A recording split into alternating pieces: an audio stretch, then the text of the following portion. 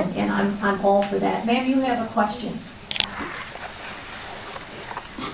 My name is Jeanette Sporn. I'm the president of the CWA Retirees. And you mentioned a little bit far back about how people need jobs. Yeah, you do. And currently, as an example, I used to work for Verizon. I'm a retiree, and I represent a lot of retirees that live in your district. And my question to you is, using Verizon as an example, we have working men and women, currently working men and women, that are out on the street on strikes. And yet Verizon is sending jobs overseas.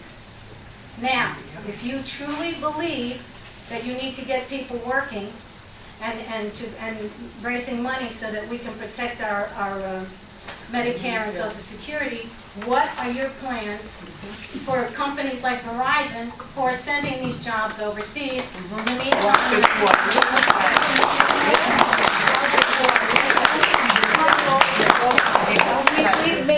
the United States has become, number one, I agree with you, we need to put Americans back to work. How do people get work? I mean, how does that happen? How did you, our seniors, get work?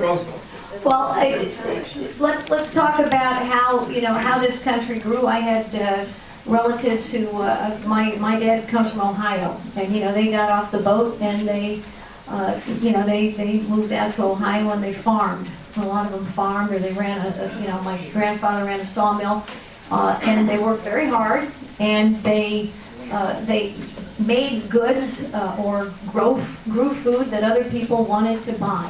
And when they sold those goods or sold that food or offered a service, then they added value and someone would pay for it, and they did a good job. They make some profit and they grow.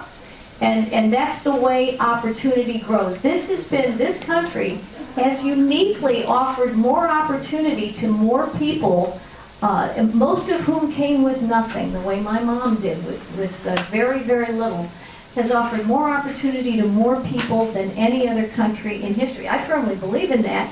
This is an extraordinary country. And the way it did it is because the government did far less to take from its people and far less to try to control its people than did any other government in history.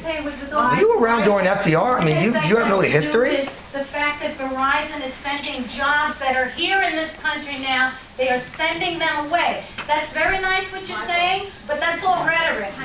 We have jobs that are being sent out of this country, and they need to be brought back. And I want to know, as the representative of people I represent, I want to know what you're going to do to bring those jobs back. Okay, I don't want to hear about these little stories you're telling. I need you not to yell. I won't yell either. You need to bring the jobs back. The best thing I can do. 18 years in big business.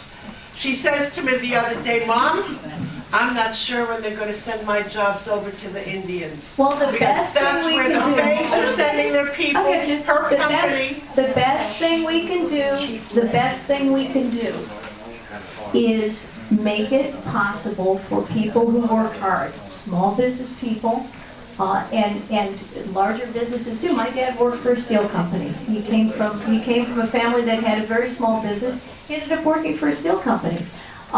Every business makes its way by doing something that other people want to buy, and they make a profit, whether it's small business or large business. When the federal government takes a lot of that chunk of profit and other countries don't, or if it costs less to do business in another country, then, sensibly they're going to tend to want to ship business overseas. So what we need to do is make it appealing to do business here in this country. You refuse to close the tax loopholes. Yes, You refuse to close the tax loopholes. You refuse. We need to close the tax loopholes, and we need to lower But you don't do it. taxes on everybody. You won't do it. I've called your office. You won't do it. I also called your office about the Columbia Free Trade Act, the Korean Trade Act, and I Yes, get and these we nice need 'em. letters that you're a free trader We need 'em. and you want the government to just to stay out of business. We need 'em. And guess what? What happens when the government stays out of business? 45,000 people are on a picket line because they want to take everything away from us. You're the problem, not the answer. Well, that's not a question, obviously. It's a comment. But I will tell you, Certainly is. Sir, I'll get you in just a second. I'll get you, but you got to put your hand down and stop waving.